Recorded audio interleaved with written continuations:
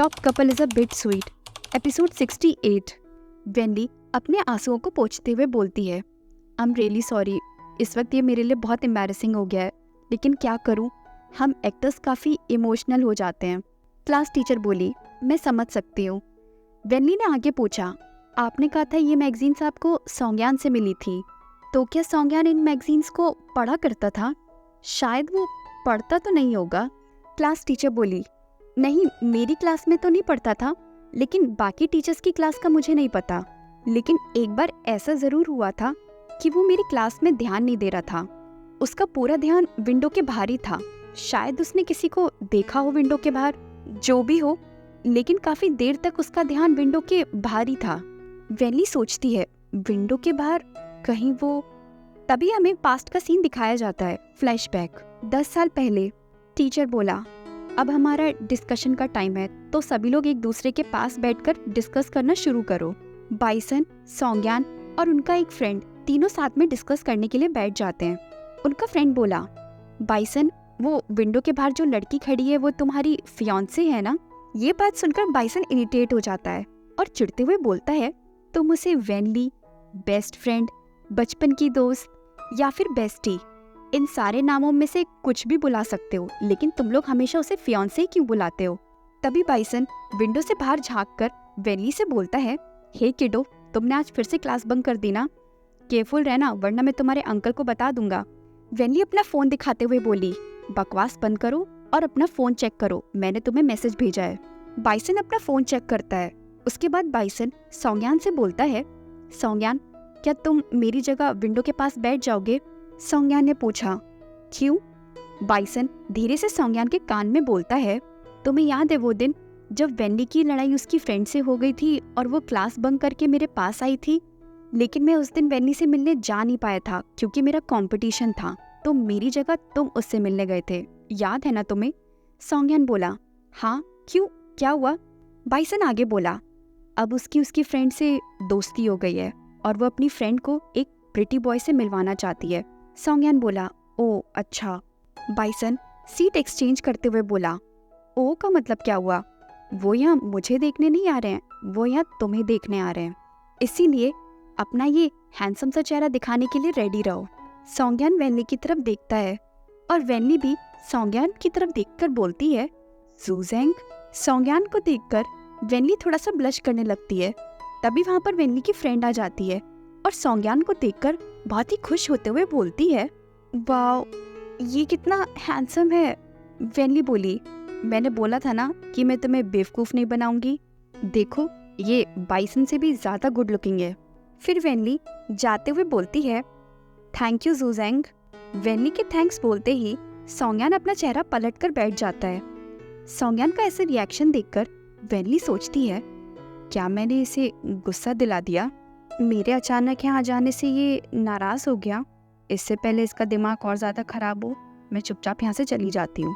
और फिर वेनली वहाँ से जाते हुए अपनी फ्रेंड से बोलती है, पीई क्लास ख़त्म हो गई है, चलो वापस चलते हैं।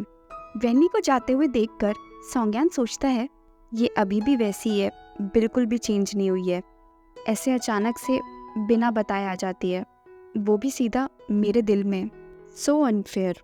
और इस तरह सौंज्ञान वेनली को काफ़ी देर तक देखता रह जाता है। प्रेजेंट में उस दिन को याद करते हुए क्लास टीचर बोली, पता नहीं सौंज्ञान उस दिन ऐसा कौन सा बहुत सुंदर सा नज़ारा देख रहा था जिसे वो बस देखता ही रह गया था। उस दिन उसका ध्यान सिर्फ और सिर्फ विंडो के बाहर था। मैंने बहुत बार बुलाया, तब जाके उसका ध्यान टूटा था।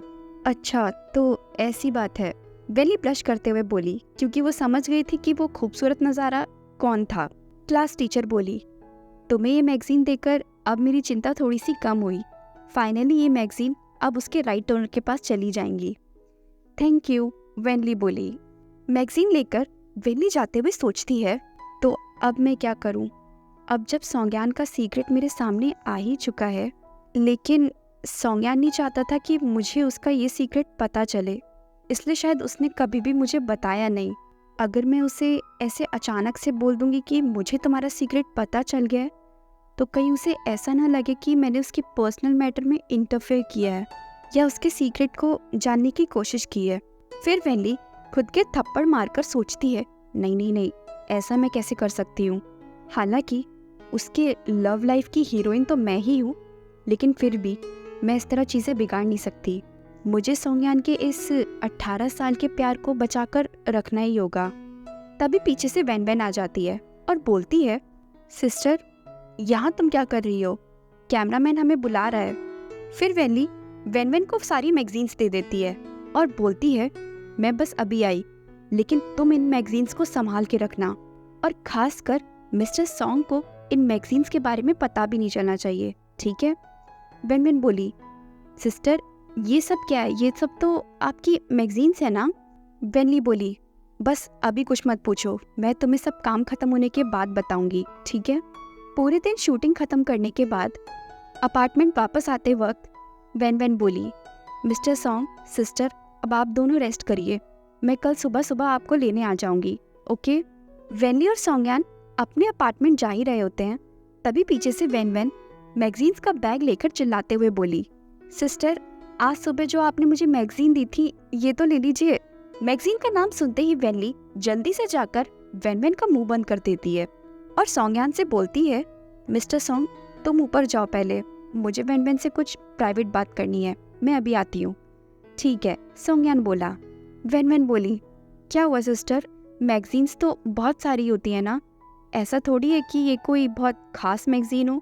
वैनली बोली, तुम लड़कों के दिल को जानती नहीं हो, उनका दिल बहुत ही कमज़ोर होता है, अगर तुम उनके सीक्रेट लाइफ में ज़्यादा इंटरफेयर करोगी तो उन्हें बहुत जल्दी बुरा भी लग जाता है। वैनली की बात सुनकर वैन वैन कंफ्यूज हो जाती है और बोलती है, मुझे तो अभी भी समझ नहीं आ रहा कि इन मैगजीन का मिस्टर सॉन्ग के साथ क्या रिलेशन है। वैनली बोली, तुम्हें समझने की ज़रूरत भी नहीं है, मैं सिस्टर जिटांग के रूम में कुछ इंपॉर्टेंट चीज़ डिस्कस करने के लिए जा रही हूँ, तब तक तुम मेरा सारा सामान मेरे रूम में रखवा दो, और हाँ खासकर इन मैगजीन्स को छिपा कर रखना, समझी? यस सिस्टर, वैन वैन बोली। फिर वैन वैन वैनली का सामान लेकर उसके रूम पहुंच जाती है। सोंगयान बोला, खाली तुम यहाँ क्या कर रही हो, वैनली कहाँ है? वैन वैन बोली, सिस्टर जिटांग के पास गई है कुछ इम्पोर्टेंट डिस्कस करने के लिए, बस अभी वापस आती होंगी, और ये रहा उनका सामान।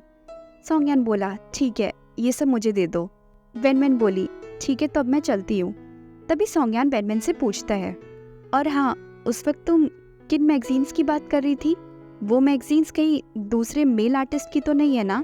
मैगजीन्स का नाम सुनकर तो वैन वैन के पसीने छूट जाते हैं। वैन वैन बोली, नहीं नहीं मिस्टर सॉन्ग, चिंता मत करिए, वो मैगजीन सारी सिस्टर की हैं, बस इससे ज़्यादा मैं आपको और कुछ नहीं बता सकती। वैनली की मैगजीन्स के बारे में सुनकर सोंगयान हैरान रह जाता है। फिर थोड़ी देर बाद वैनली भी अपने रूम आ जाती है और दोनों सोने के लिए बेड पर लेट जाते हैं। वैनली को सोता हुआ देखकर सोंगयान सोचता है, स्टाफ मेंबर ने मुझे बताया था, मेरे जाने के बाद मेरी क्लास टीचर ने वैनली से अकेले में कुछ बात की थी, शायद उन्होंने मेरी वो पुरानी मैगजीन्स वैनली को दी होंगी। आज वैनली ने अपने अंकल से भी काफ़ी देर कॉल पर बात की, लगता है तुम्हें मेरे सीक्रेट के बारे में पता चल गया है। सोंगयान बोला, क्या तुम्हें बुरा लगा? मेरा सीक्रेट सुनकर तुम्हें बर्डन तो फील नहीं हुआ? सोंगयान आगे सोचता है, जिस जुजेंग को तुम बहुत कोल्ड और रूड समझती थी, वो सीक्रेटली तुम्हारी मैगजीन्स को इकट्ठा करता था, ये जानते हुए भी कि तुम मेरी बेस्ट फ्रेंड की फियांसे हो, फिर भी मैं तुम्हारे प्यार में पड़ा। कहीं तुम मुझे गलत तो नहीं समझोगी ना? कहीं तुम मुझसे नफरत तो नहीं करने लगोगी ना? अगर आपको ये स्टोरी अच्छी लग रही है तो प्लीज़ चैनल को सब्सक्राइब और स्टोरी को लाइक एंड शेयर करना ना भूलें। Thank you.